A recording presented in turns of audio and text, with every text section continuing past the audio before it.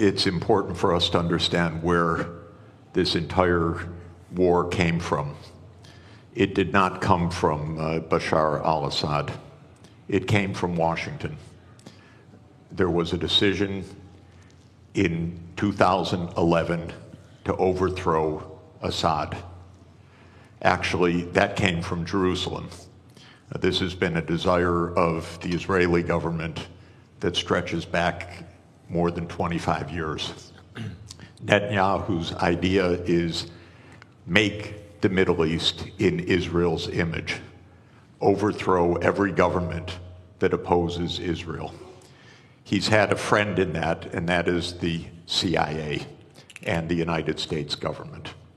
So this war in Syria did not come from Assad's repression. It did not come from Assad's dictatorship. This war came from a presidential order by Obama to overthrow Assad, starting in the spring of 2011. We have a name for this program. It was Operation Timber Sycamore. The United States, together with other countries in this region, trained fighters, especially jihadists, including the ones that just took power, to overthrow the regime. This created chaos. 600,000 dead in Syria in a war that has gone on for 14 years. The outcome of this war is what the CIA wanted back in 2011, which is that a jihad group would take power in Syria after being armed by the United States.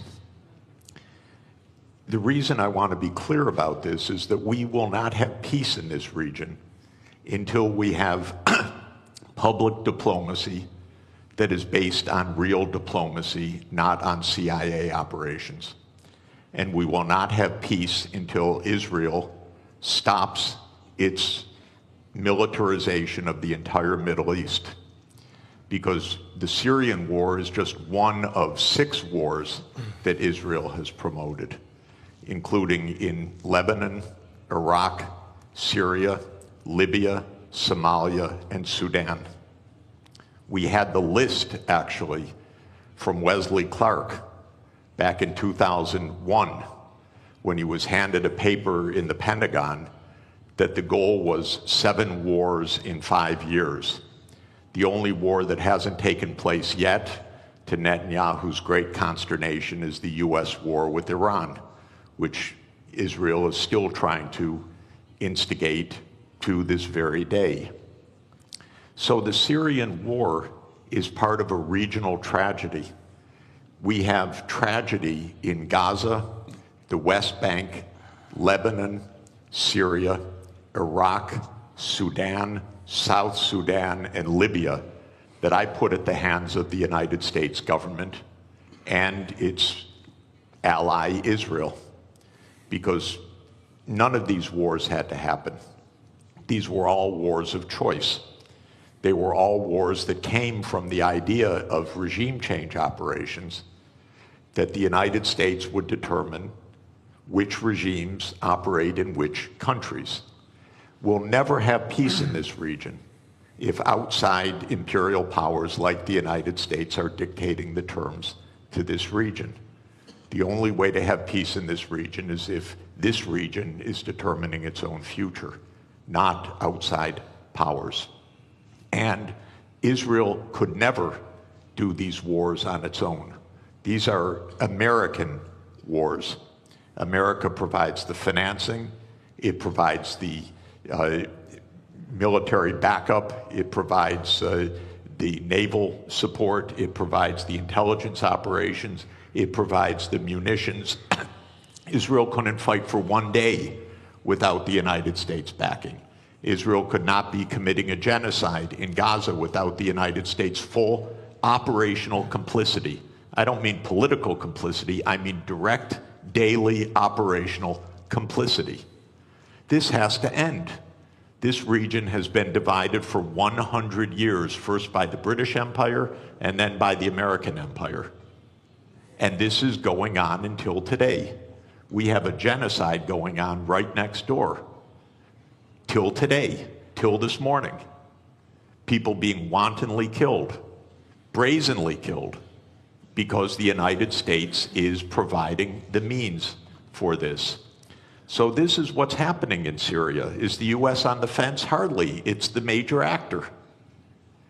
I know, by the way, I know firsthand that in 2012, UN Secretary General Ban Ki-moon appointed former Secretary General Kofi Annan as special envoy to reach a peace in Syria.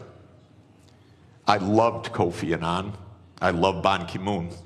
I worked for both of them. Kofi Annan arranged a peace in 2012. He arranged a peace in Syria.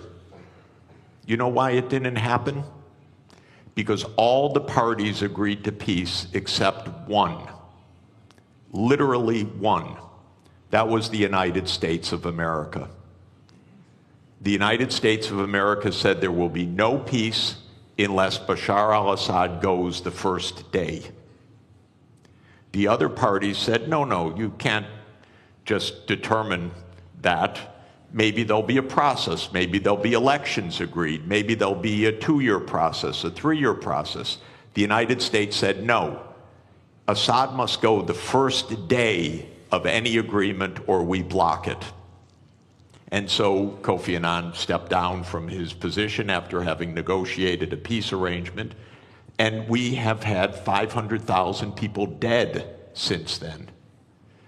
We should not allow this kind of criminality to be normal. This region has been at war nonstop for 30 years. Actually, I would say for at least 57 years since the Six-Day War, because there has been no honest accounting of international law, no honest diplomacy. It's been militarization all the way through. And we could have peace immediately in this region.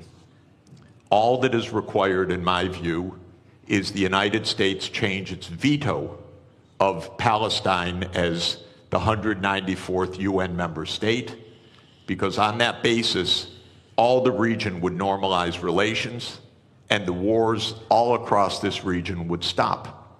But Israel has had control over US policy, and it says no. It wants greater Israel. It wants Israel in Syria. It wants Israel in Lebanon. It wants Israel in the West Bank. It wants Israel in East Jerusalem. It wants Israel in Gaza. And until that stops, we're not going to have peace. So is the U.S. on the fence? Of course not. It's the major protagonist of this whole war and has been for the last 14 years. Thank you, Jeff.